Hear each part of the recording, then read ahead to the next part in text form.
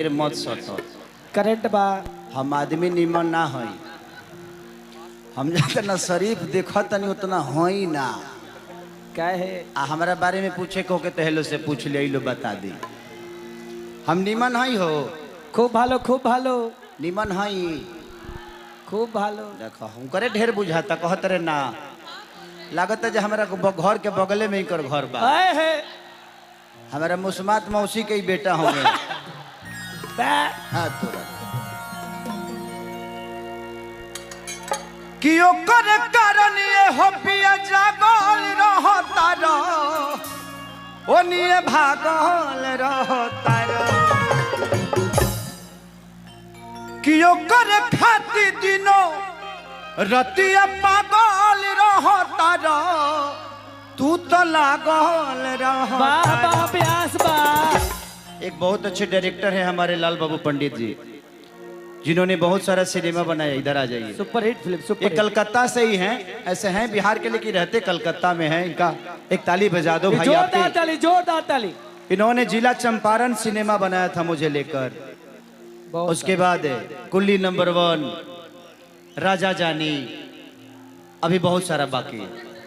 राजा की आएगी बारात, फरिश्ते। अभी आप लोगों ने फरिश्ता मेरा मूवी देखा होगा, एक जोरदार ताली, जिसमें मैं पागल का रोल किया था।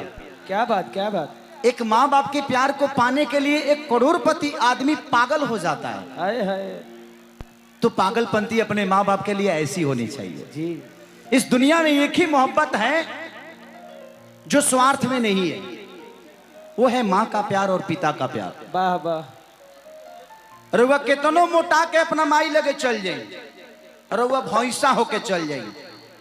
अब माई से कहें कि माई रे देख तो हमर देहिया ठीक बा, तो माई कही कि रे तोरा खाए के ना मिले लका रे, कितना दुबराइल बड़ी काटी हो गल बरा। और है लड़का अगर अपना बाबूजी लगे चल जा कहे कि बाबूजी देखो तो देह ठीक बा, तो बाबूजी कहे तो काहे ना ठीक रही, सारा तनख्वाह तोरा देहिए में ढुकता।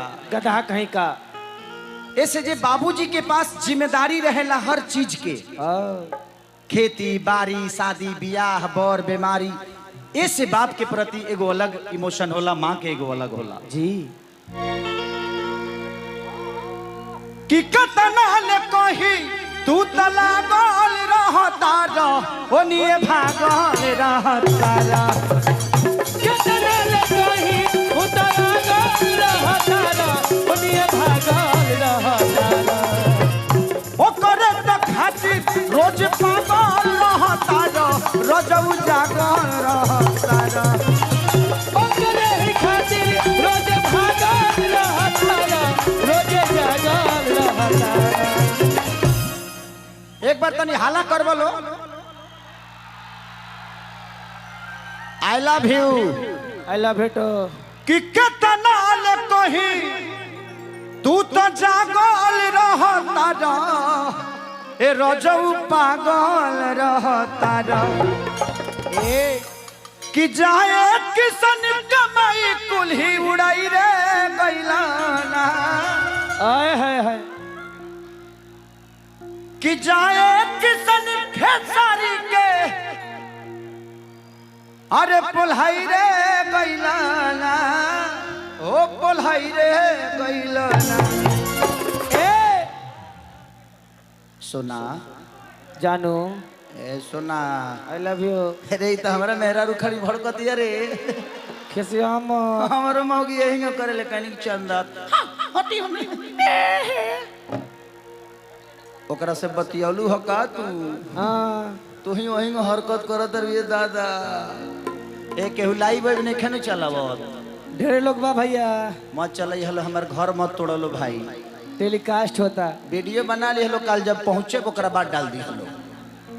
आज रात के जलाई। कि जाए किसन खेसारी के परिकई रे गइलाना, ए हे हो परिकई रे गइलाना। एगो नचनिए कर हे राजा जी हो।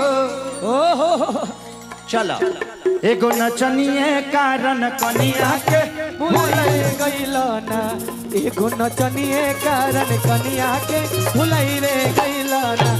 एगो नचनिए कारण कनिया के भुलाई रे गईला एगो नचनिए कारण कनिया के भुलाई रे गईला एगो नचनिए कारण कनिया के भुलाई रे गईला एगो नचनिए कारण कनिया के भुलाई रे गईला एगो नचनिए कारण कनिया के भुलाई रे गईला एगो नचनिए कारण कनिया के भुलाई रे